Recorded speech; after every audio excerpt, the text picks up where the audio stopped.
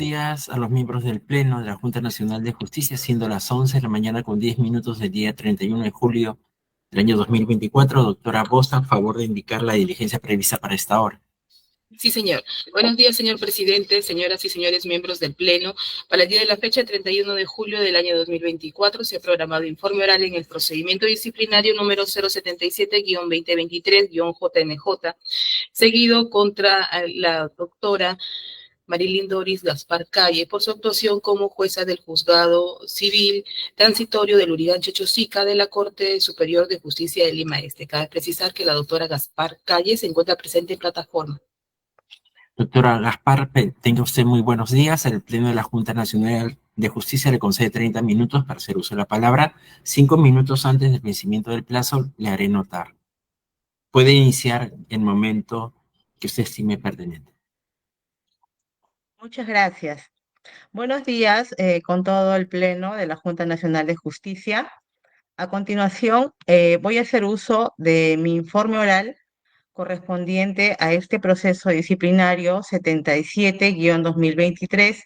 y en el que el cargo que se me atribuye es que en mi condición de juez del Juzgado Transitorio Civil de Lurigancho Chosica, habría expedido resoluciones con motivación aparente en la tramitación del expediente 5196-2017, proceso sobre obligación de dar suma de dinero seguido por la empresa Treife contra la empresa Servicios Generales Paulín, siendo las resoluciones cuestionadas la asignada con el número 9, que en ejecución de sentencia concedió medida cautelar en forma de retención sobre la cuenta bancaria que la demandada poseía en el Banco de la Nación, y la resolución 13, que resolvió declarar infundada la nulidad deducida por la SUNAT e improcedente su intervención como tercero en este proceso, y por lo cual habría infringido mi deber funcional previsto en el numeral 1 del artículo 34 de la Ley de la Carrera Judicial 29277, que expresa: son deberes de los jueces impartir justicia con independencia, prontitud, imparcialidad, razonabilidad y respeto al debido proceso, lo cual configuraría falta grave tipificada en el numeral 13 del artículo 48 de la Ley de la Carrera Judicial, que prescribe: constituye falta muy grave no motivar resoluciones judiciales o inobservar inexcusablemente el cumplimiento de los deberes. Señores miembros de la Junta Nacional de Justicia, la resolución número 8-2020 JNJ, que aprueba el procedimiento, que aprueba el reglamento de procedimientos disciplinarios de la Junta Nacional de Justicia, en su artículo primero hace referencia a los principios que rigen el procedimiento disciplinario, citando en su numeral, en su literal E, el principio del debido procedimiento, que expresamente prescribe: no se puede imponer sanciones sin que se haya tramitado el procedimiento respectivo, respetando las garantías del debido procedimiento.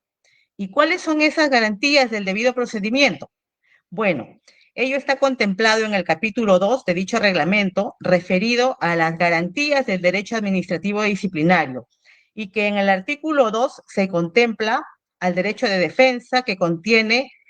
al derecho de defensa, ¿no? ¿En qué contiene este derecho de defensa? El derecho que tiene todo investigado para exponer sus argumentos, ofrecer y producir prueba, contradecir, impugnar, entre otros. Sin embargo, todos estos derechos solo se pueden ejercer cuando se tiene claro el cargo que se atribuye, lo cual no sucede en la presente investigación, tal como se puede corroborar de la resolución número 1 de fecha 23 de septiembre del 2023, expedida por la Junta Nacional de Justicia, y en la que se me apertura proceso disciplinario abreviado por infringir el deber funcional previsto en el numeral 1 del artículo 34 de la Ley de la Carrera Judicial, que textualmente prescribe: son deberes de los jueces impartir justicia con independencia, prontitud, imparcialidad, razonabilidad y respeto al debido proceso, entre otros, como ya lo he manifestado. Pero, ¿cuál de estos es el que habría infringido para dar inicio a este proceso administrativo? ¿El de independencia, el de prontitud, la imparcialidad, la razonabilidad o el respeto al debido proceso. No lo especifica la resolución que me apertura proceso disciplinario abreviado, así como tampoco lo especifica la resolución de la ODECMA Lima Este cuando me apertura proceso disciplinario a nivel del órgano de control, en la que incluso no se tiene claro si es por motivación de la resolución 9 o por la motivación de la resolución 13.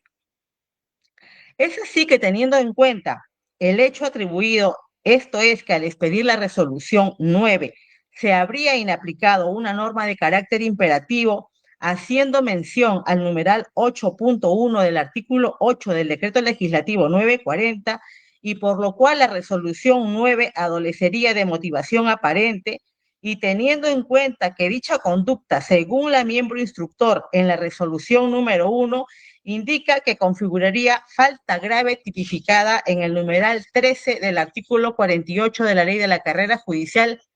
que prescribe que constituye falta muy grave no motivar las resoluciones judiciales o inobservar inexcusablemente el cumplimiento de los deberes judiciales, es que la investigada puede intuir que el deber que supuestamente habría incumplido es el de observar el respeto al debido proceso por contener implícitamente este derecho al de motivación de las resoluciones judiciales. Todo lo cual no ha hecho más que vulnerar mi derecho a la defensa por no tener claro la configuración de la conducta que constituye falta disciplinaria. Señores miembros de la Junta Nacional de Justicia, es sabido que el Tribunal Constitucional, a través de sus sentencias, ha desarrollado los diversos tipos de motivación que ahora conocemos: la inexistente, la aparente, la insuficiente, la incompleta, entre otros. Sin embargo, el único tipo de motivación que constituye la falta prevista en el numeral 13 del artículo 48 de la Ley de la Carrera Judicial es cuando se expide una resolución sin motivación alguna o con absoluta falta de motivación, es decir, el tipo de motivación inexistente, tal como así también ha quedado aclarado con la Ejecutoria Suprema recaída en el proceso de acción popular número 18107-2016, y que fuera expedida por la Sala de Derecho Constitucional y Social Permanente de la Corte Suprema de Justicia de la República, y que declaró fundada la demanda interpuesta por Ángel Romero Díaz contra el Consejo Ejecutivo del Poder Judicial, proceso en el cual se cuestionó la legalidad y validez de la resolución administrativa 360-2014-CEPJ, emitida por el Consejo Ejecutivo del Poder Judicial, que pretendió reglamentar el numeral 13 del artículo 48 de la Ley de la Carrera Judicial, y que establecía que es controlable disciplinariamente la motivación aparente y la motivación parcial de las resoluciones judiciales, y donde quedó establecido que la resolución impugnada, refiriéndose a la resolución administrativa 360-2014 del Consejo Ejecutivo, rebasa el supuesto infractor de la ley, esto es, no motivar las resoluciones judiciales, considerando que esta tipificación es equivalente no solo a una motivación inexistente, sino también a la que denomina motivación aparente e incluso a la motivación parcial, que estaría referida a la omisión de alguno de los presupuestos establecidos en la Constitución o en la ley. Ahora, si bien es cierto también que la señora instructora en su informe 54-2024 JNJ,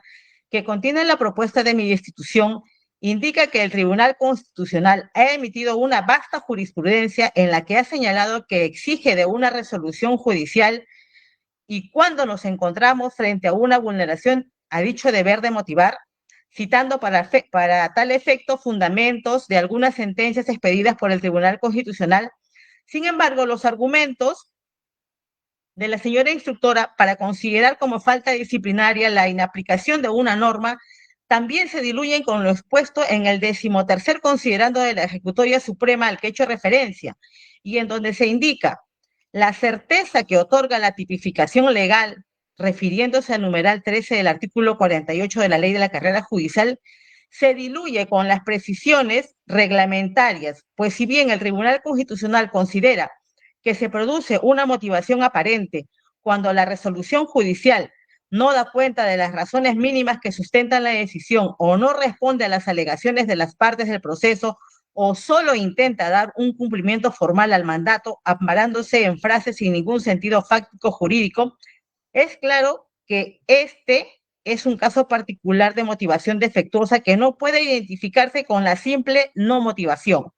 En tanto, requiere un juzgamiento que escapa de un parámetro objetivo.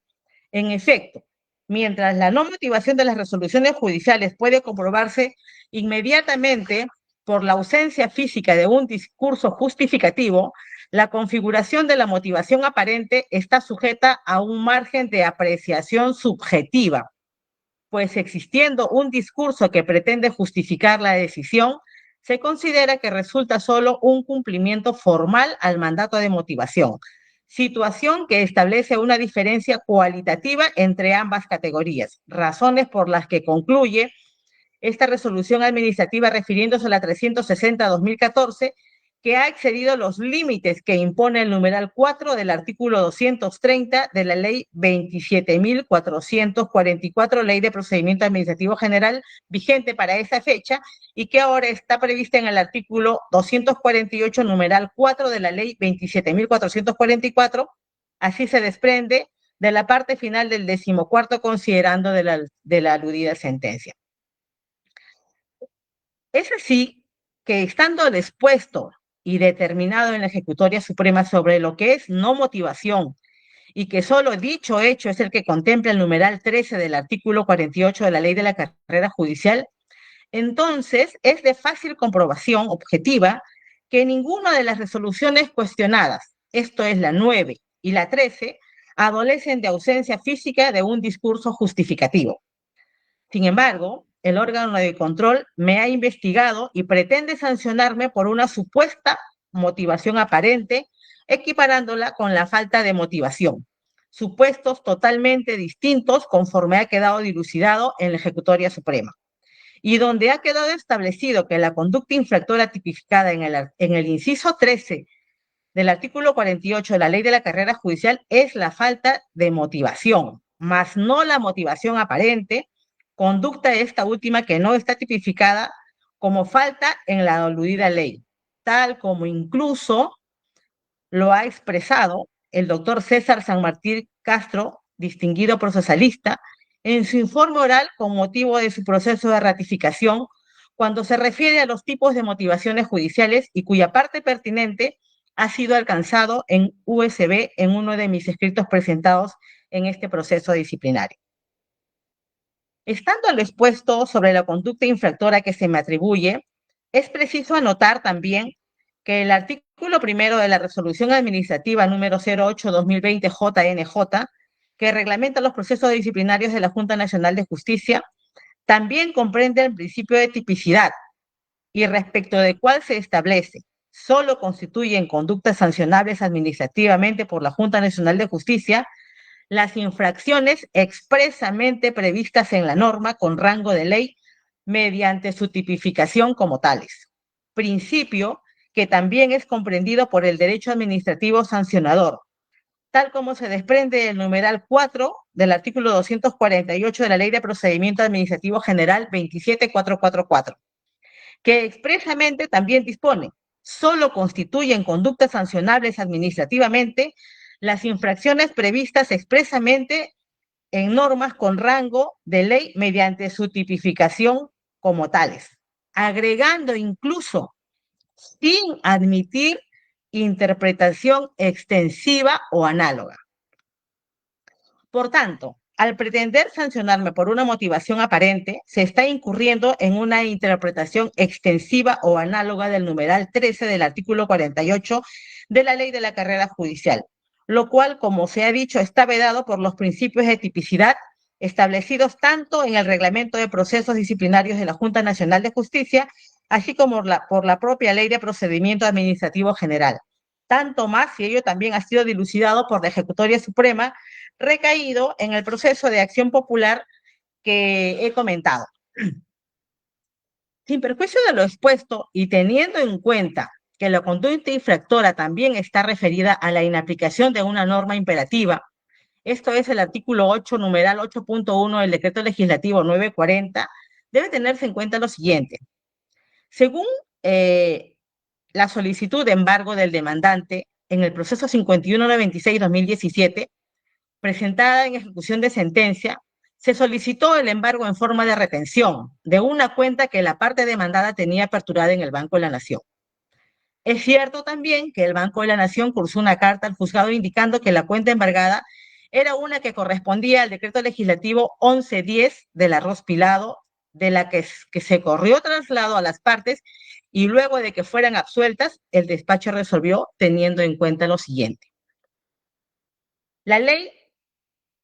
28.211, publicada el 22 de abril de 2004, que crea el impuesto del arroz pilado y que se hará, dice, en una cuenta que se haya creado para tal fin en el Banco de la Nación, y que en su artículo 13 indicaba que son de aplicación para tal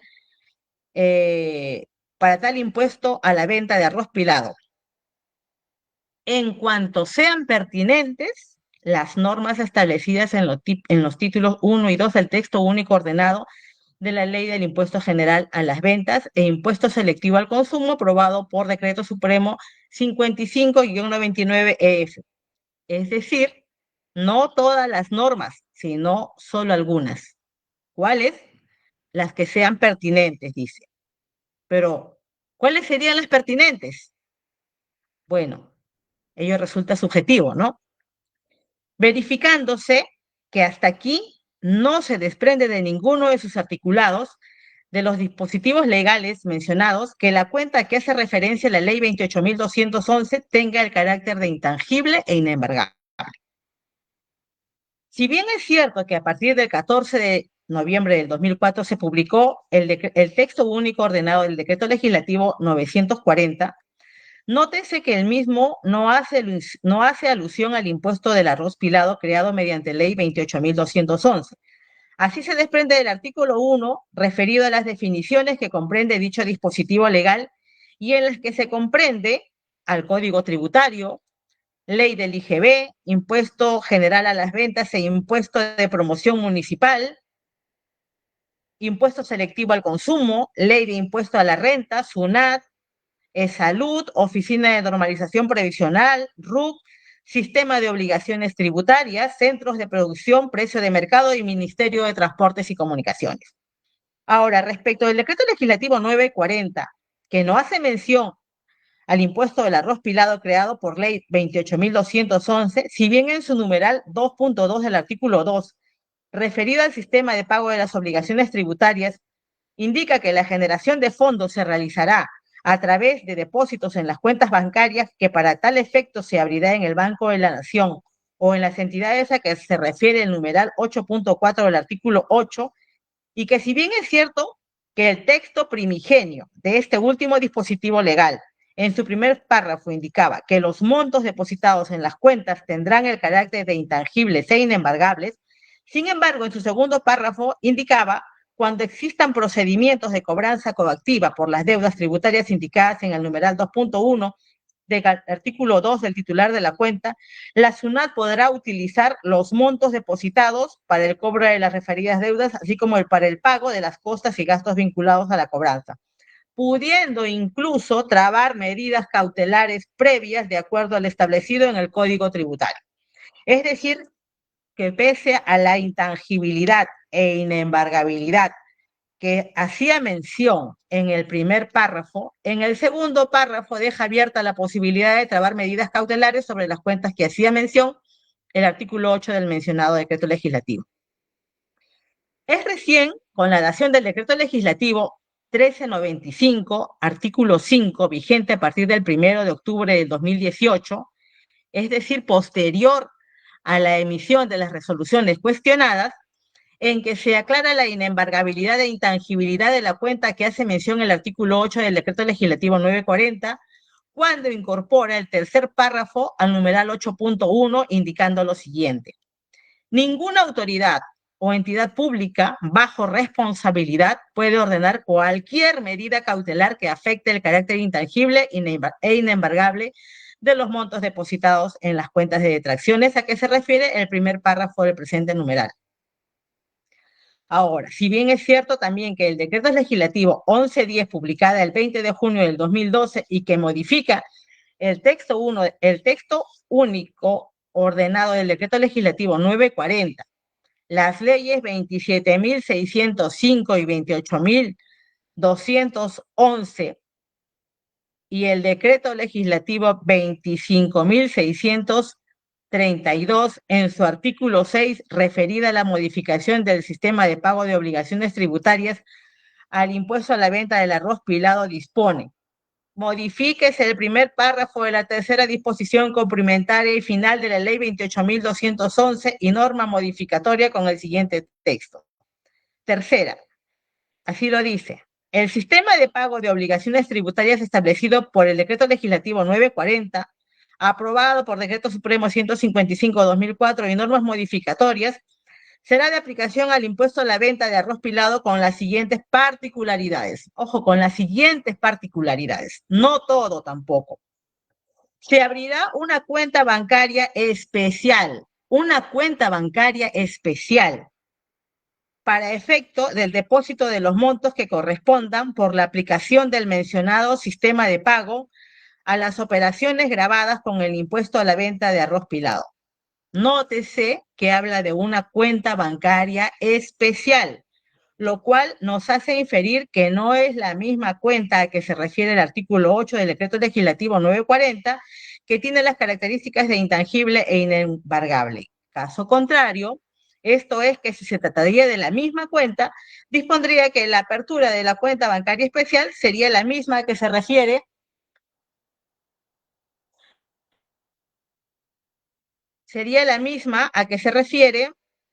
el artículo 8 del decreto legislativo 940, que tiene las características de intangible e inembargable. Caso contrario, esto es, si se trataría de la misma cuenta, dispondría que la apertura de la cuenta bancaria especial sería la misma que se refiere el artículo 8 del decreto legislativo 940 o tendría las mismas características de esta. Del mismo modo, en la única disposición complementaria transitoria del decreto legislativo 1110 se indica lo siguiente: para efectos de la presente modificatoria, el sujeto que a la fecha de entrada en vigencia de esta norma sea titular de una cuenta bancaria abierta para depositar los montos por las operaciones sujetas al sistema de pago de obligaciones tributarias, podrá optar, primero, por abrir una cuenta,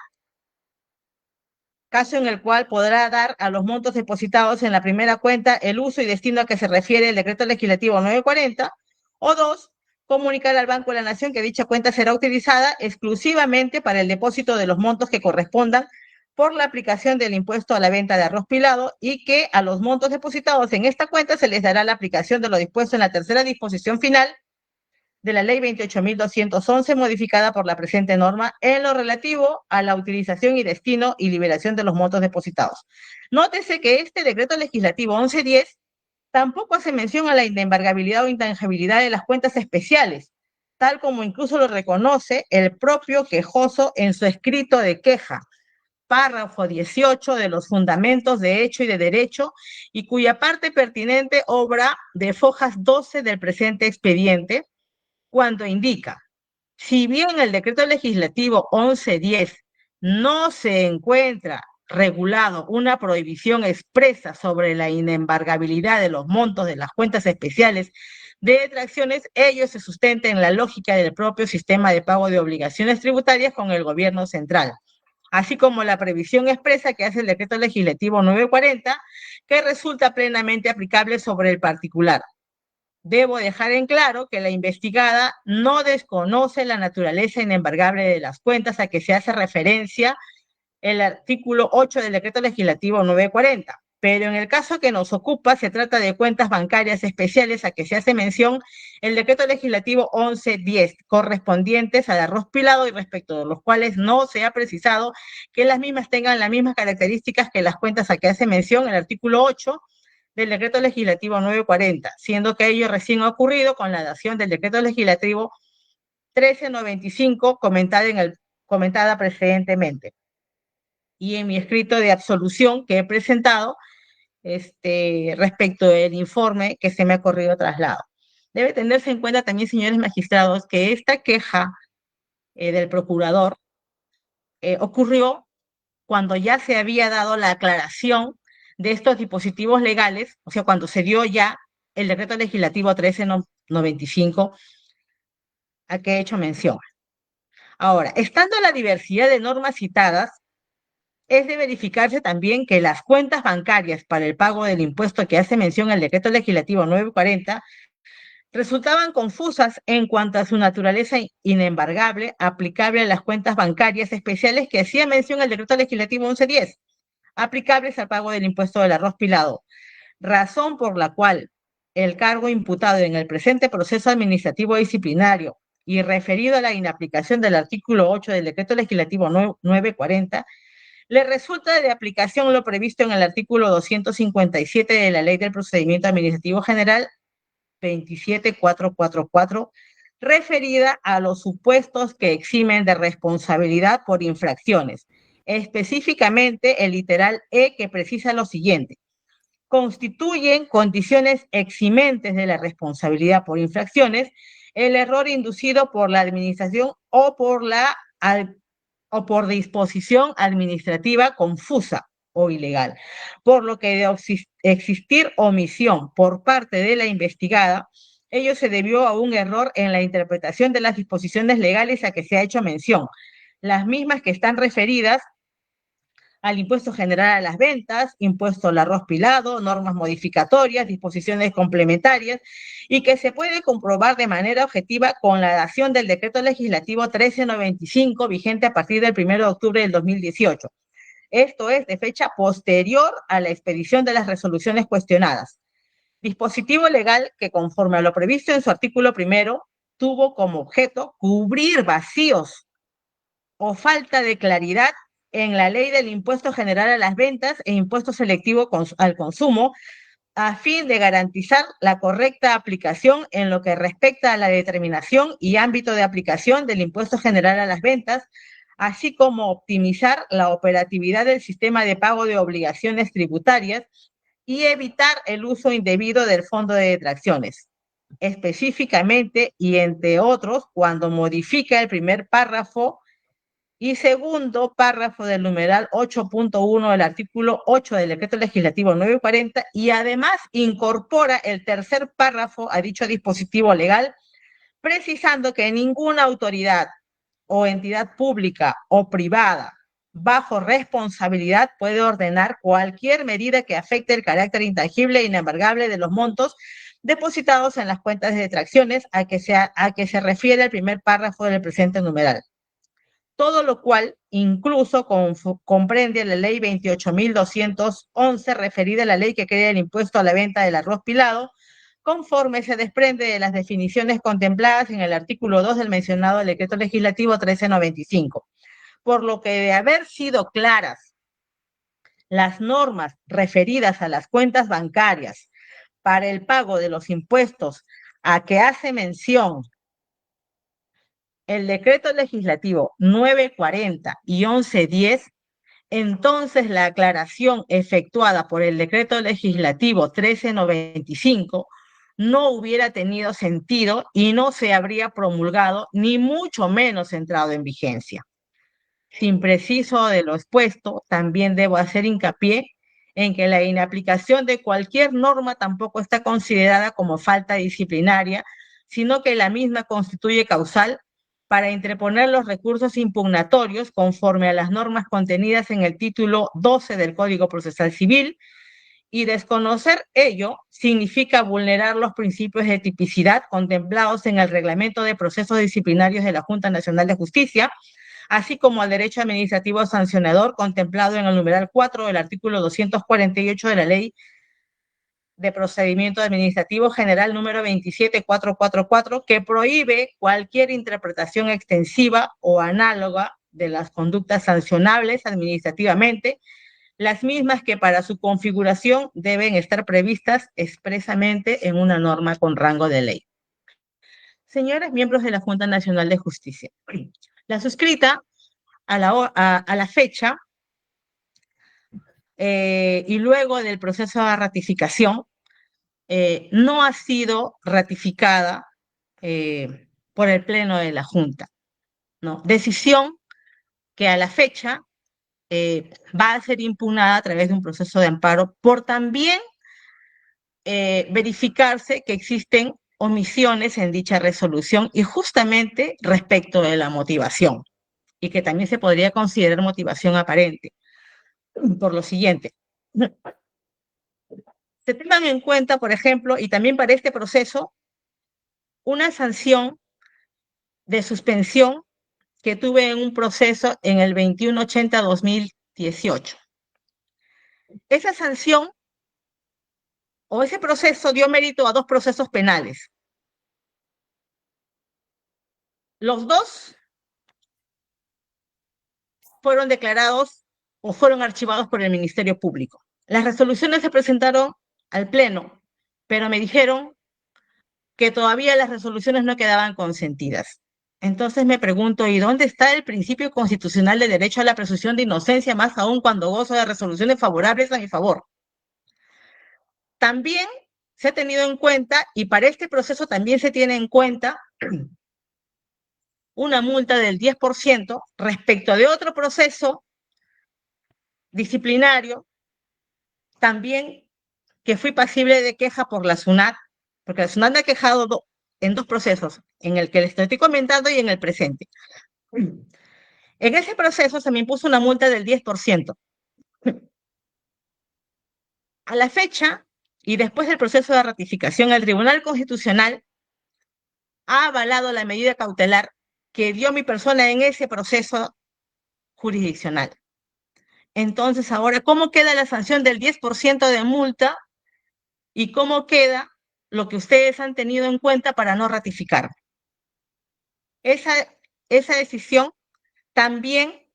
se ha presentado una nulidad de oficio para que sea resuelta por la ANC. Todavía se encuentra en trámite. Sin embargo, la sentencia que me absuelve de esa medida disciplinaria de suspensión ya ha sido resuelta por el Poder Judicial, ha sido presentada a su despacho. Esa multa del 10%, las decisiones del TC también han sido presentadas a su despacho, pero está pendiente de resolverse por la Junta Nacional, perdón, por la ANC. Y también en este proceso de ratificación se me considera que habría un supuesto desbalance patrimonial